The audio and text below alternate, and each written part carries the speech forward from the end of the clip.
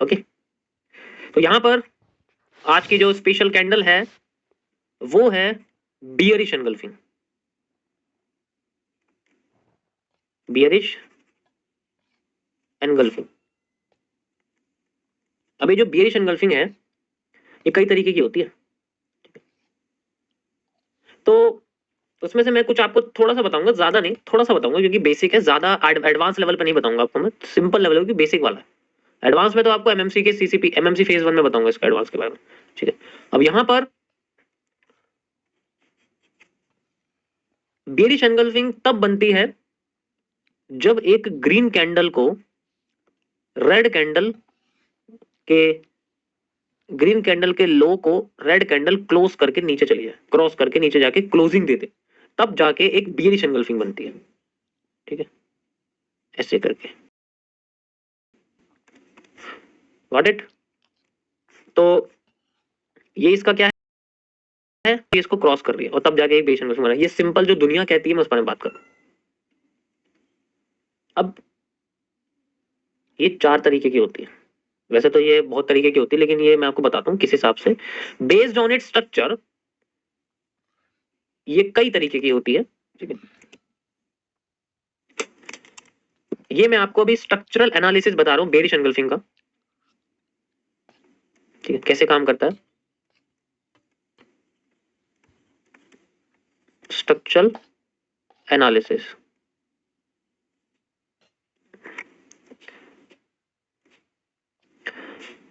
सबसे पहले आता है एक इन्वर्टेड हैमर के बाद एक मारुबोजू। देखो ये वाली कैंडल जो है वो मारुबोजू बननी चाहिए, कहने की बात क्या है, ठीक है। अभी मैं आपको इसमें गियरमैन वगैरह फिक्स अप वगैरह उसके बारे में नहीं बता रहा कि फेक आउट वाली कौन सी होती है रियल, बस आपको स्ट्रक्चर बता रहा हूँ, ठीक है, कैसे होती है।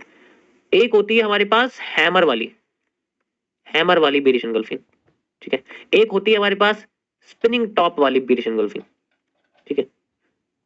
और एक होती है हमारे पास बहुत ही छोटी बॉडी वाली हैमर या हैंगिंग में हैमर वाली या फिर इन्वर्टेड हैमर वाली बेरिश एनगल्फिंग। इस तरीके से कई सारी होती है, ठीक है। अब सब के स्ट्रक्चर के हिसाब से मूवमेंट अलग अलग होती है।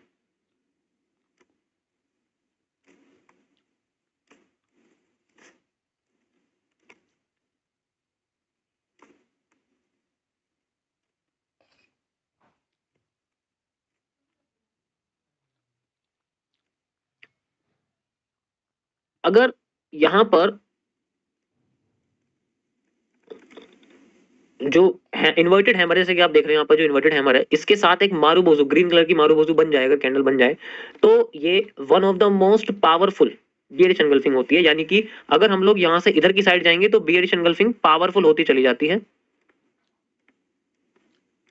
और अगर हम यहां से इधर जाते हैं तो ये वीक होती चली जाती है, कमजोर होती चली जाती है, ठीक है। ये इनके स्ट्रक्चर के हिसाब से इनकी पावर है, लोकेशन के हिसाब से नहीं है।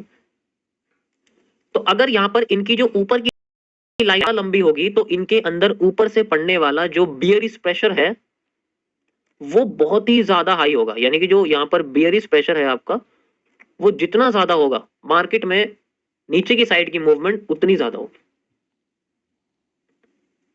समझ रहे हो ना। अगर इनका नीचे है तो दिक्कत है, तो हमें लोकेशन की फर्क पड़ेगी। अगर इनका एक बार को ऊपर की साइड का प्रेशर बना हुआ है, ठीक है, तो हमें कोई दिक्कत नहीं है, हम इनकी लोकेशन को एक बार को इग्नोर कर सकते हैं, ठीक है। स्ट्रक्चर के हिसाब से अगर हम देखें कि हमें सिर्फ स्ट्रक्चर दिखाई दे तो लोकेशन को इग्नोर कर सकते, लेकिन अगर ऊपर की साइड की वीक बहुत छोटी या नहीं है तो इग्नोर नहीं कर सकते। अब हमें लोकेशन देखनी पड़ेगी। हो सकता है कि ये हैमर आफ्टर इफेक्ट यानी कि हैमर को फेल करके एक मारूबोजू बना और उसके बाद फिर से एक हैमर बन गया, उसको मार्केट फिर भाग गई ऊपर, तो ऐसा भी हो सकता है। तो इसीलिए इनके लिए हमें लोकेशन का फर्क पड़ता है। ये इनके स्ट्रक्चर के एनालिसिस। समझ आया यहां तक सभी को? यहां तक समझ में आया? मजा आया? बेसिक वाले की बात कर रहा हूं।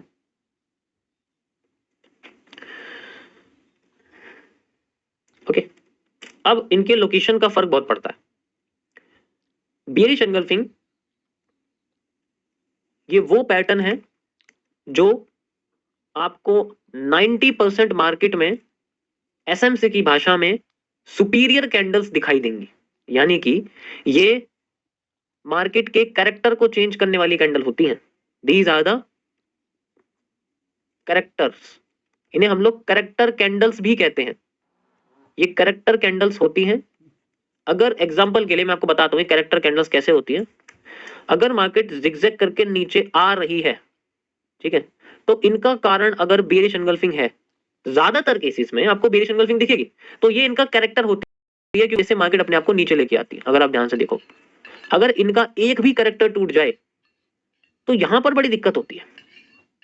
और आप ध्यान से देखोगे यहाँ पर ऐसे करके ये बेरिश एंगल्फिंग बनी रहती है और इन्हीं के बाद मार्केट अपने आप को तोड़ती रहती है, ऐसे करके तोड़ती रहती है। ये मार्केट के कैरेक्टर्स बन जाते हैं और इन्हीं को तोड़ने पर उकसाती है, ये ट्रेंड उकसाता है, रिवर्स करने का मौका मिलता है। रिवर्सल के लिए यहाँ पर कुछ ना कुछ एक्टिविटीज होती है और फिर बाद में जब पहला ब्रेक होता है, रिटेस्टिंग के लिए आती है, अब यहाँ पर वो पैटर्न बनता है, वो अलग बात है, जो यहाँ बन रहा होता है यहाँ फेल हो रहा होता है, अब वो काम करना पड़ता है, ऊपर जाता है ऐसे करके, क्योंकि जब भी इस पैटर्न को तोड़ेगी मार्केट तो यहाँ पर बड़ी सी ग्रीन कैंडल बनाने की कोशिश करेगी, फिर दोबारा जब इसको तोड़ेगी फिर यहाँ पर बड़ी सी ग्रीन कैंडल बनाने की कोशिश करेगी, ठीक है, फिर दोबारा आगे जाके इसको तोड़ेगी, फिर दोबारा एक बड़ी सी ग्रीन। तो ये कैरेक्टर्स की तरह काम करते हैं और ये मार्केट में सबसे ज्यादा आते हैं।